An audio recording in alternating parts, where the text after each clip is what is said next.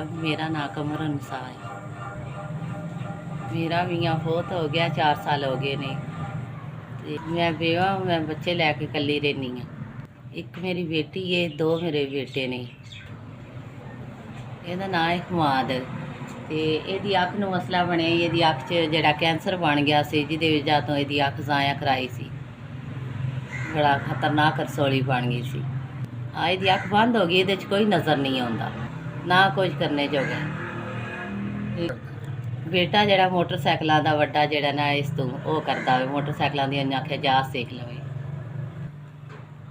ਗੁਜ਼ਾਰਾ ਆਂਦੇ ਨੇ ਬੜਾ ਔਖਾ ਹੁੰਦਾ। ਆਪ ਹੀ ਜਿਹੜਾ ਅੱਗੇ ਕਰ ਲੈਂਦੀ ਸਾਂ, ਹੁਣ ਕਰਨ ਕੋ ਨਹੀਂ ਆਉਂਦਾ। ਫਾਲਜ ਦਾ ਮਸਲਾ ਬਣ ਗਿਆ, ਜਿਹਦੀ ਵਜ੍ਹਾ ਤੋਂ ਜਿਹੜਾ ਇਹਦਾ ਨਾਂ ਕੀ ਹੈ, ਇਹ ਦਵਾਈ ਖਾਨੀ ਆ ਤੇ ਦਵਾਈ ਨਾਲ ਜਿਹੜਾ ਇਹਦਾ ਨਾਂ ਕੀ ਹੈ, ਆਂਦੇ ਨੇ ਕੋ ਮਾੜਾ ਚੰਗਾ ਆਏ ਕਿ ਹੋਰ ਠੀਕ ਹੈ, ਡੀ ਕੋ ਨਹੀਂ ਸੇਧ ਜਿਹੜਾ ਇਹਦਾ ਨਾਂ ਕੀ ਹੈ, ਫਾਲਜ ਜਿਹੜਾ ਹੈ ਬੜਾ ਹੀ ਡਾਟਾ ਵੇ।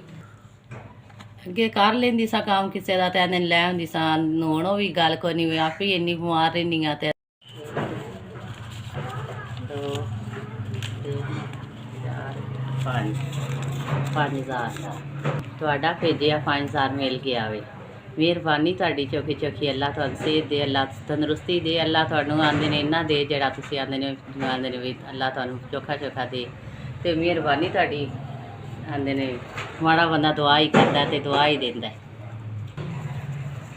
ਮਿਹਰਬਾਨੀ ਤੁਹਾਡੀ ਜਿਹੜਾ ਤੁਸੀਂ ਤੋਰੀ ਮਦਦ ਕੀਤੀ ਹੈ। ਮਿਹਰਬਾਨੀ ਤੁਹਾਡੀ ਚੌਖੀ ਚੌਖੀ। ਤੇ ਬੇਵਾ ਬੱਚਿਆਂ ਦੀ ਆਂਦੇ ਨੇ ਵੀ ਜਿਹੜਾ ਦਾ ਨਾ ਕੀ ਤੁਸੀਂ ਵੀ ਇੰਨੀ ਕੀਤੀ ਕਿ ਮਿਹਰਬਾਨੀ ਤੁਹਾਡੀ ਆਂਦੇ ਨੇ। ਜਿੰਦੇ ਰਹੋ, ਸ਼ੁਕਰ ਹੈ ਅੱਲਾ ਦਾ। ਆਂਦੇ ਨੇ ਅੱਲਾ ਤੁਹਾਨੂੰ ਸਿਹਤ ਦੇ, ਅੱਲਾ ਤੁਹਾਨੂੰ ਚੋਖਾ ਦੇ। ਤੇ ਉਹੀ ਨਾ ਜਿਹੜੇ ਮਾੜਿਆਂ ਬੰਦਿਆਂ ਦੀ, ਗਰੀਬਾਂ ਦੀ ਜਿਹੜੀ ਇੰਨੀ ਮਦਦ ਕਰਦੇ ਆ। ਤੁਹਾਡਾ 5000 ਭੇਜੇ ਆ, ਬੜੀ ਬੜੀ ਮਿਹਰਬਾਨੀ, ਬਹੁਤ ਬਹੁਤ ਸ਼ੁਕਰੀਆ।